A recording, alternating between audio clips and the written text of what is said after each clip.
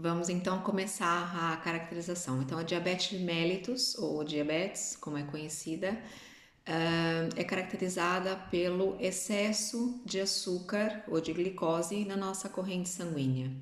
O que acontece? Vamos começar do início, não é? Quando nós nos alimentamos, tudo que nós pomos para dentro do nosso corpo vai sofrer uma série de transformações bioquímicas, químicas e bioquímicas, com o intuito de gerar energia, no caso, glicose. Nós basicamente temos três macronutrientes, não é? Os carboidratos, que são as farinhas, as batatas, as massas, também as frutas, enfim, os cereais, tudo que tem amido, sendo o primeiro grupo. Depois temos as proteínas, que são todas as carnes e algumas proteínas de origem vegetal, lentilhas e feijões e grão de bico, coisas assim. E temos as gorduras, né? Que são as gorduras vegetais e as gorduras animais. Todos esses, se precisarmos, vão virar açúcar no nosso corpo, ou seja, vão virar glicose. A ordem de preferência do nosso organismo. Primeiro, ele vai pegar os carboidratos, não é? Porque são os que têm mais fácil digestão e já estão praticamente prontos, já feita a digestão do carboidrato, ele já vira açúcar e já cai logo na corrente sanguínea. Portanto, é a nossa prioridade do nosso organismo, é primeiro ir buscar esse carboidrato. Em segundo plano, caso não haja na ausência do carboidrato, a gente vai buscar as proteínas e no processo de conversão a nível do fígado vai transformar as proteínas em glicose para também nos dar energia e em último caso não haja nem carboidratos e nem proteínas, vamos buscar as gorduras para também sofrerem um processo de transformação química e bioquímica e virarem açúcar. Ao fim e ao cabo, tudo que nós comemos e não é gasto para nada vira açúcar e o que não é gasto, né? O que sobra, o excedente, é acumulado em forma de gordura no nosso corpo. Então, todo o excedente que a gente come, não interessa a fonte, todo o excedente que não é utilizado para gerar energia e para funções celulares é armazenado em forma de gordura. Nosso corpo não desperdiça nada. Mas voltamos aqui então à questão da glicose. Então, quando comemos o carboidrato, ele vira imediatamente glicose e cai no nosso sangue. Essa glicose, independente da quantidade, não pode ficar circulando no nosso sangue, porque o lugar da glicose é estar dentro das células, que lá vai sofrer uma série de reações químicas, bioquímicas, o nosso corpo é química pura, para gerar energia para as nossas tarefas diárias, para tudo que a gente precisa. Mas, para entrar dentro da célula, ela não entra assim sozinha. A glicose não chega ali, bate na porta, abre-se uma porta e a glicose entra lá para dentro. Não. O que acontece? Quando nós nos alimentamos e aumentamos os nossos níveis de glicose, diga-se açúcar no sangue, o nosso corpo tem sinalizadores por todo lado. Nosso cérebro, no caso, dá uma informação ao nosso pâncreas, que é um órgão que nós temos aqui na zona do abdômen, de que há muito açúcar na corrente sanguínea. Então, o nosso pâncreas vai liberar um hormônio chamado insulina, que todo mundo já deve ter ouvido falar. Nesse momento, a insulina aumenta a sua produção e vai em busca do açúcar que está na corrente sanguínea para pegar esse açúcar e colocar para dentro de todas as nossas células. Só que o açúcar não entra sozinho para dentro da célula, porque a membrana da célula ela é feita de lipídios, ou seja, é gordurosa. E nosso sangue é uma coisa fluida, como se fosse água e óleo, sabe? Então, o açúcar não consegue penetrar sozinho para dentro da célula. Ele tem e precisa de transportadores de membrana que nós chamamos, que são chamados glúteos. Tem transportadores de sódio, mas não vem ao caso. Eu vou falar do que importa, que são os glúteos. E o mais importante, que tem maior eficácia e que capta melhor a glicose e põe para dentro da célula, são os famosos GLUT4.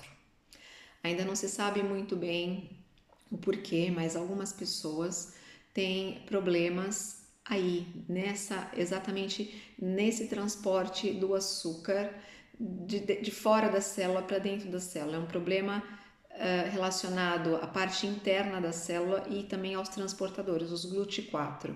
Então, muitas vezes a pessoa tem elevados níveis de açúcar no sangue, tem quantidades elevadas de insulina, mas o açúcar não consegue entrar para dentro da célula. Então, o nosso corpo recebe um sinal de que ainda temos açúcar em excesso no sangue, o pâncreas libera mais insulina e as nossas células não conseguem captar. Ali um defeito. A longo prazo, o que isso acontece? O nosso corpo o tempo todo recebendo sinal de que há muito açúcar no sangue, liberando insulina, e a insulina é liberada e o açúcar continua ali, libera-se mais insulina, o açúcar não é posto para dentro, libera-se mais insulina e o açúcar não é posto para dentro, isso a longo prazo cria um quadro que a gente chama de resistência à ação da insulina, ou seja, a pessoa produz insulina, mas tem uma deficiência no mecanismo de captação e de colocar o açúcar para dentro da célula e que não é feito, e isso depois, ao longo do tempo, cria uma resistência à ação do hormônio, que é a resistência à insulina. Nós temos dois tipos de diabetes, não é? Já devem ter ouvido falar, o diabetes tipo 1 e o diabetes tipo 2. O diabetes tipo 1 atinge cerca de 5 a 10% da população, é uma percentual muito pequeno e normalmente a gente chama de diabetes do jovem. Por quê? Porque a pessoa já nasce, em geral, já nasce com o problema ou então adquire o problema ainda muito jovem, criança, adolescente. O que é o diabetes tipo 1? Parece que há um problema genético em que é produzido uma substância que o nosso sistema imunológico interpreta como estranha ao corpo. E basicamente no pâncreas nós temos duas áreas e uma área do nosso pâncreas, que é onde estão as células de Langerhans, é onde é produzida a insulina. Parece que o problema é aí. É produzida ali uma substância qualquer que o nosso sistema imunológico reconhece como sendo uma coisa estranha e ataca essas células de Langerhans, que são as que produzem insulina, destruindo as células. Portanto, a pessoa que tem o diabetes tipo 1 tem essas células destruídas e, tendo essas células destruídas, não produz insulina. Portanto, tem que tomar insulina de forma externa, não é? Forma sintética, para suprir a deficiência desse hormônio. Nós vamos nos ater, principalmente aqui, a falar do diabetes tipo 2, que é a que atinge 80 a 90% das pessoas, ok? O que é o diabetes tipo 2? É exatamente aquilo que o mecanismo é exatamente aquilo que eu vos expliquei agora há pouco. O diabetes tipo 2, a pessoa produz insulina, mas tem um defeito, um problema na captação da glicose para dentro da célula, ou seja, ela tem ali a insulina, tem a glicose no sangue, tem a insulina, mas tem um defeito ali, tanto a nível intracelular dentro da célula, como extracelular na membrana dos receptores, que ela não consegue captar a glicose e colocá-la dentro da célula e fazer com que a glicose permaneça lá. Então, o diabetes tipo 2 é a deficiência nessa captação e armazenamento da glicose dentro das células. Quais são os tecidos no nosso corpo que mais captam glicose? De 70 a 90% da glicose que é captada e colocada para dentro das células do nosso corpo são do tecido muscular, ou seja, os nossos músculos são responsáveis por captar de 70 a 90% da glicose circulante na nossa corrente sanguínea. Por aí já começam a vislumbrar aí qualquer coisa relacionada ao exercício. Sim, senhoras, um músculo é o maior órgão que nós temos no corpo para tratar e reduzir a quantidade de gordura no sangue. Por quê? Porque ao contrair os músculos durante o exercício, nós aumentamos não só a quantidade de receptores de membrana dos GLUT4, dos transportadores, como também aumentamos a quantidade de uma enzima chamada hexoquinase, que é responsável por manter o açúcar dentro da célula. Só a atividade física é que faz isso, só a contração muscular é que faz isso, ok? Quais são as implicações para o nosso corpo de mantermos os níveis de açúcar elevados? O açúcar, se não é captado pela célula, não é? E não é posto lá para dentro e lá permanece, fica circulando na nossa corrente sanguínea. Ao circular na corrente sanguínea, em excesso, todos os dias, todas as semanas e meses, vai causando danos nos órgãos e nos tecidos. Então, se deposita nas artérias, se deposita nos olhos, na pele, no cérebro, nos rins, no fígado, em todos os órgãos que vocês puderem imaginar. O que já se sabe? Que o excesso de açúcar nas artérias vai causando uma lesão a nível das artérias. Depois, essa lesão causa uma inflamação e essa inflamação é que dá origem à arteriosclerose. Já ouviram falar? Não é o coitadinho do colesterol que causa problema nas artérias, entope tudo. Pelo contrário, o colesterol é chamado no intuito de ajudar o problema quando já está instalado. Quem causa problemas nas artérias e doenças cardiovasculares é o açúcar excedente circulando na nossa corrente sanguínea.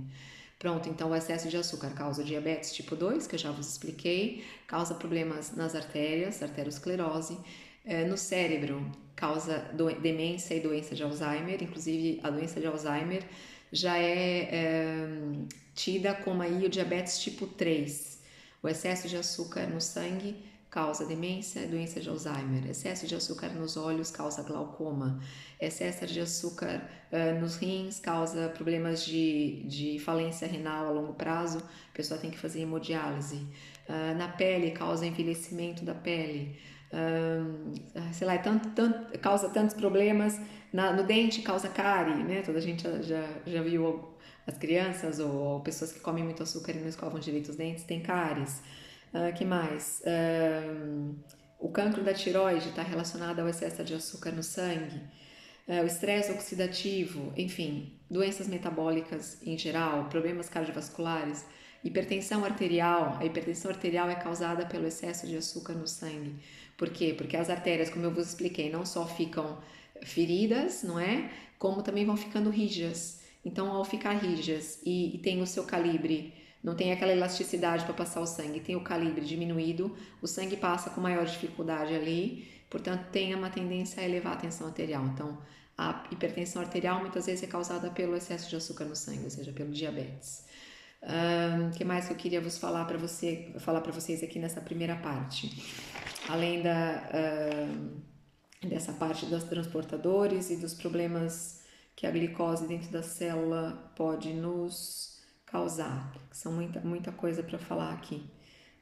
Fora os problemas secundários, não é? Que aumenta a gordura corporal, enfim, aumenta a gordura visceral, que causa aquela inflamação de baixo grau. Mais, meninas, que eu tenho para vos falar aqui, que agora estava aqui falando tanta coisa e perdi o fio da meada. Excesso de açúcar no sangue, já vos disse que causa esses problemas todos. E daqui a pouquinho a gente volta então. Vou tentar me lembrar do que eu tenho mais para vos falar dessa parte inicial, tá bom? Desculpa que eu agora deu-me aqui uma branca completa.